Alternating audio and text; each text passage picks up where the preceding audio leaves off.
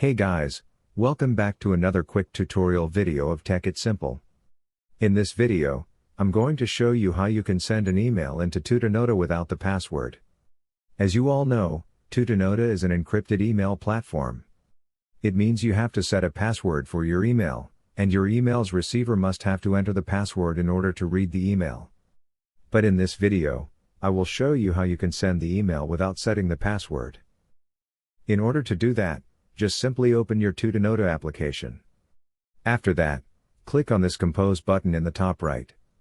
From there, you just simply have to enter the email of the receiver into this section. After that, this kind of interface will appear. You just simply have to click into this lock icon in order to avoid the password setting into here. After doing that, you can enter a subject for your email and compose the email's body. Then send it by clicking on the Send button in the top right corner. And the email will be sent without the password. By following these very easy steps, you can easily send an email into Tutanota without any password. I hope this video was helpful for you. If yes, don't forget to like, share, and subscribe to the channel to never miss another update. Thank you for watching the video.